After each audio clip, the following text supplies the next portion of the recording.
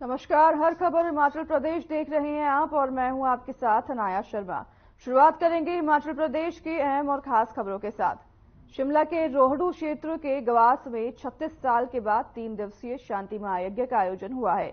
इस महायज्ञ में देवता गुडारू जी महाराज के मंदिर में पूजा अर्चना की गई। वहीं रोहडू पहुंचने पर स्थानीय लोगों ने मुख्यमंत्री का जोरदार स्वागत किया, जिसके बाद मीडिया से बातचीत के दौरान मुख्यमंत्री सुखविंदर सिंह सुक्खू ने कहा कि 36 साल बाद यह महायज्ञ धूमधाम के साथ आयोजित किया जा रहा है। साथ ही इसमें क्षेत्र के लोग बड़ी संख्या में भाग ले रहे हैं। इसी के साथ क्षेत्रवासियों को शांत महायज्ञ की बधाई देते हुए मुख्यमंत्री ने कहा कि हिमाचल प्रदेश के लोगों को देव संस्कृति में गहरी आस्था है, इसलिए हिमाचल प्रदेश को देवभूमि कहा जाता है। ये महायज्ञ हिमाचल प्रदेश की प्राचीन संस्कृति का प्रतीक है।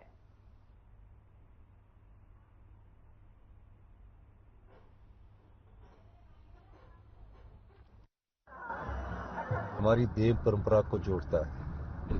हिमाचल प्रदेश की संस्कृति देवियों की संस्कृति है, देवताओं की संस्कृति है, परंपराओं की संस्कृति है। ये संस्कृति इस चीज का एहसास करवाती है कि 36 साल बाद जहां भी अपने रिश्तेदार होते हैं वो सब आते हैं और ऐसे इस प्रकार के त्योहार को मनाते हैं। यही हमारी संस्कृति की प्राचीनतम पहचान है।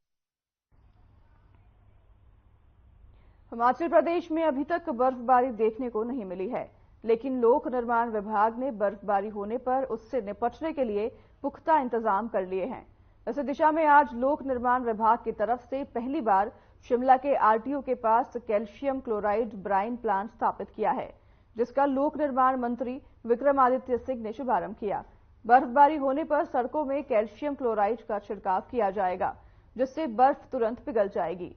वहीं लोक निर्माण मंत्री विक्रमादित्य सिंह ने कहा कि बर्फबारी के कारण सड़कें बर्फ से जाम हो जाती हैं और बर्फ को हटाने के लिए भी काफी पैसे खर्च हो जाते हैं।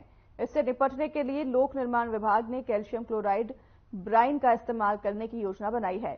वहीं बीते दिन बीजेपी के राष्ट्रीय अध्यक्ष जेपी नड्डा की तरफ से कांग्रेस सरकार पर लगाए गए आरोप पर पंचायती राज मंत्री ने पलटवार किया और कहा कि आपदा के दौरान केंद्र से जो मदद मिलनी चाहिए थी वे नहीं मिली और केंद्र ने जो मदद दी है वे एनडीआरएफ के तहत जो पैसा राज्यों को मिलता है वही मिला है।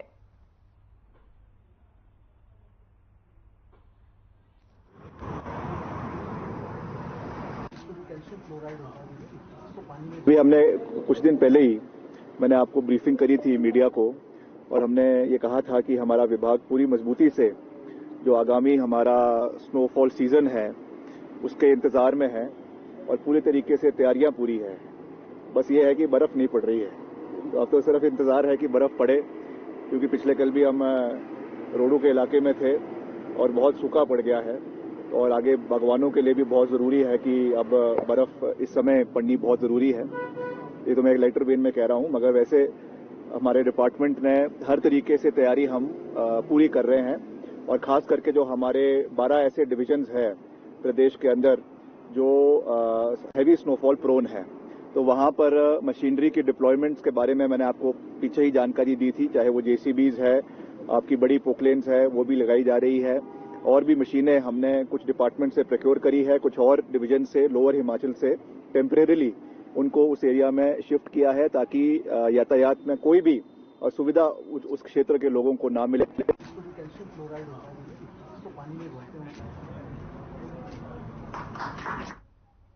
हमीरपुर संसदीय की बैठक आज हमीरपुर के डीडीपी टिक्कर में हुई है, जिसमें पूर्व मुख्यमंत्री प्रेम कुमार धूमल, सांसद और केंद्रीय मंत्री अनुराग सिंह ठाकुर समेत हमीरपुर, ऊना, बिलासपुर जिला के जिला पदाधिकारियों ने भाग लिया है, जिससे सांसद चुनावों को लेकर चर्चा हुई है। वहीं केंद्रीय सूचना प्रसारण मंत्री अनुराग ठाकुर ने दिल्ली के मुख्यमंत्री अरविंद केजरीवाल के बयानों पर करारा जवाब दिया है।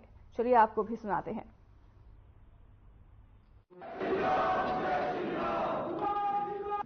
कभी संवैधानिक संस्थाओं पर प्रश्न चिन्ह खड़े करना, कभी अदालतों के निर्णयों पर प्रश्न चिन्ह खड़े करना और कभी स्वतंत्र जांच एजेंसियों के ऊपर पथराव करना, मारपीट करना, ये तृणमूल कांग्रेस की आदत सी बन गई है। भ्रष्ट पुलिस अधिकारियों के लिए मुख्यमंत्री धरने पर बैठ जाए, ये अराजकता नहीं तो और क्या है।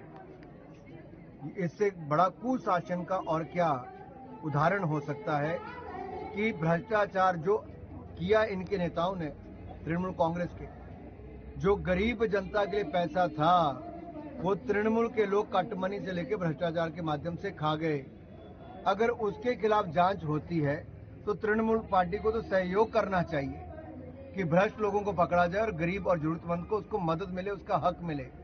लेकिन उसका हक दिलाने की बजाय तृणमूल पार्टी तो हमले करवा रही है। देखिए, कुछ राजनीतिक दल जिनमें से आम आदमी पार्टी, जिसके एक नहीं अनेक मंत्री जेल में हैं, उप मुख्यमंत्री जेल में हैं, मुख्यमंत्री जी को ईडी के समन जाते हैं, लेकिन 3-3 बार समन जाने के बाद भी मुख्यमंत्री ईडी के सामने पेश नहीं होते।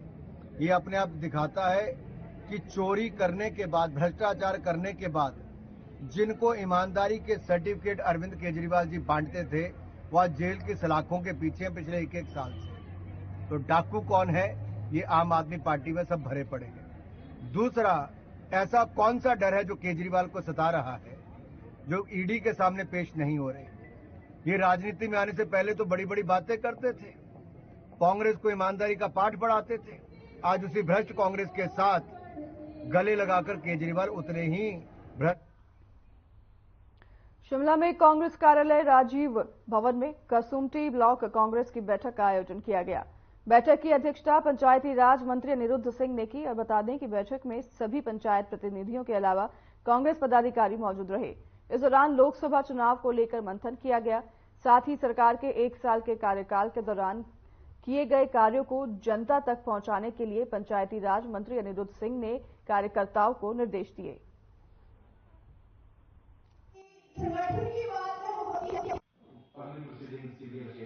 मैं पूछना चाहूंगा उनसे कि वो तो एनडीआरएफ के पैसे हर साल जो है हर स्टेट को मिलते हैं, एक किस्त जो है वो एडवांस दी है, उसमें नया क्या किया है? हमारी डिमांड ये है, जिसमें जो हमारे विपक्ष के नेता जयराम जी और उनके तमाम सहयोगी एमएलए वो भी चुप रहे, वॉकआउट कर गए। हमारी डिमांड थी कि राष्ट्र आपदा जो है वो हिमाचल को घोषित करा जाए, वो उन्होंने नहीं किया। क्या क्या काम सरकार ने 1 साल में करे हैं उसके बारे में चर्चा करी गई और लोगों तक ताकि पहुंचाए।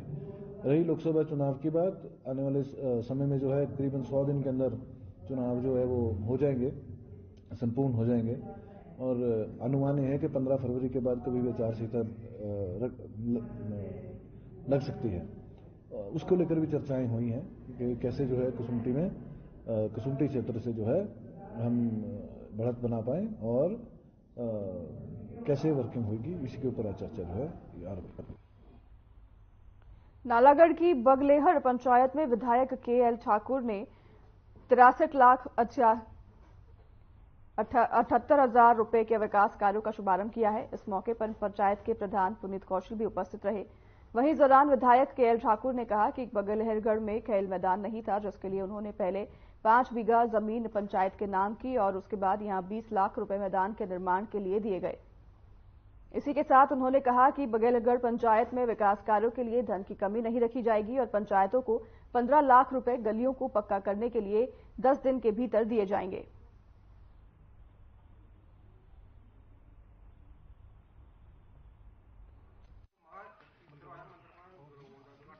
जैसे प्रधान पुनीत कौशल जी ने बताया कि आज ग्राम पंचायत बगलेहड़ के हम लगभग 64 लाख रुपए के 63,88,000 रुपए के उद्घाटन और शुभारंभ कर रहे हैं।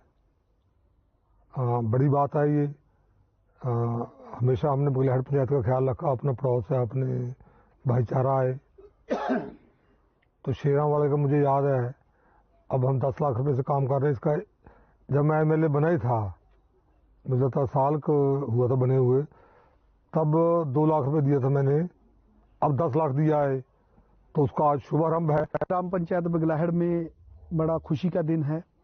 माननीय विधायक श्री केएल ठाकुर जी के नेतृत्व में हम गांव शेरावाड़ा में इस टाइम खड़े हैं, जिसमें 10 लाख रुपए की गली इंटरलॉक टाइल्स का जो है शुभारंभ हमने माननीय विधायक जी से करवाया है और साथ लगते ही चौधरी वास में 3 लाख रुपए की पुली का, और आज लगभग 4-5 हम जो है उद्घाटन करवा रहे हैं एमएलए साहब से। और ग्राम पंचायत बगलेहड़ में लगभग 63 लाख रुपए के जो विकास कार्य है उनका हम शुभारंभ करवा रहे हैं, जिसमें 10 लाख रुपया शेरावाली का हो गया, जहां पे हमने अभी उद्घाटन किया है। 3 लाख रुपए चौधरी वास की पुली का है। 20 लाख रुपए का हम खेल मैदान जो है वो ग्राम पंचायत बगलाहेड़ में उसका शुभारंभ कर। शिमला में रघुवीर सिंह बाली ने अंदरौली में एडवेंचर स्पोर्ट्स मेले का शुभारंभ किया। वहीं जनसमूह को संबोधित करते हुए उन्होंने कहा कि देवभूमि के नाम से प्रसिद्ध हिमाचल प्रदेश पर्यटन के लिए बेहद खूबसूरत स्थल है। और आगे उन्होंने कहा कि प्रदेश के मुख्यमंत्री सुखविंदर सिंह सुक्खू हिमाचल प्रदेश को पूरे देश के पर्यटन राजधानी बनाने का प्रयास कर रहे हैं। बहुत ही खूबसूरत एक डेस्टिनेशन है। हिमाचल प्रदेश के अंदर अलग अलग जगह पे बहुत खूबसूरत, बहुत ही बेहतरीन डेस्टिनेशंस हैं। उनमें से एक ऐसी डेस्टिनेशन, जिस डेस्टिनेशन की सबसे पहले तो डेस्टिनेशन में क्या चाहिए होता है, एक हिमाचल को किस लिए जाना जाता है? सेफ्टी के लिए और पीस के लिए। हिमाचल में क्यों आता है? Safe Himachal, peaceful Himachal. और उसके अंदर पंजाब के सबसे नजदीक होशियारपुर से तकरीबन 1 घंटा दूर, 1-1.25 घंटा दूर, और पंजाब के जितने भी शहर हैं, चंडीगढ़ से आज मैं आया, वहां से आने में 2 घंटे लगे यहाँ पहुंचने में। तो एक ऐसा डेस्टिनेशन, जिस डेस्टिनेशन के अंदर किलोमीटरों तक पानी है और चारों तरफ पहाड़ है, और पहाड़ों के आंचल के अंदर खूबसूरत नीला पानी, इतना खूबसूरत नजारा कहीं पे भी। उचित मूल्य की दुकानों में पारदर्शिता बनाए रखने के लिए सरकार ने ई-केवाईसी करने की अंतिम तिथि को बढ़ाकर 31 जनवरी कर दिया है। आपको बता दें कि जिला सोलन में अभी तक 83% लोगों की ई-केवाईसी हो चुकी है। वहीं हमारे संवाददाता से बात करते हुए जिला खाद्य आपूर्ति अधिकारी नरेंद्र धूमान ने बताया कि सरकार ने ई-केवाईसी करने की तिथि 31 जनवरी तक की है।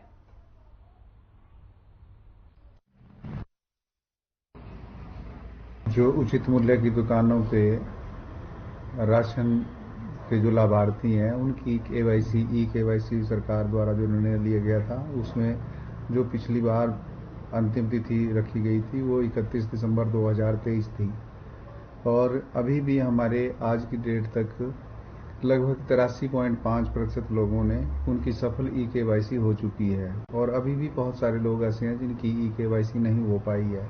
तो इन चीज़ों को ध्यान में रखते हुए सरकार द्वारा निर्णय लिया गया है कि ई-केवाईसी की जो तिथि है इसको 31 जनवरी 2024 तक बढ़ाया गया है, ताकि जो छूट गए हैं।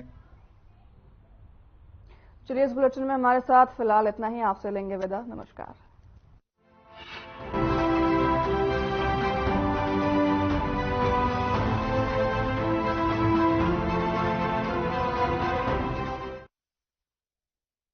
मेरी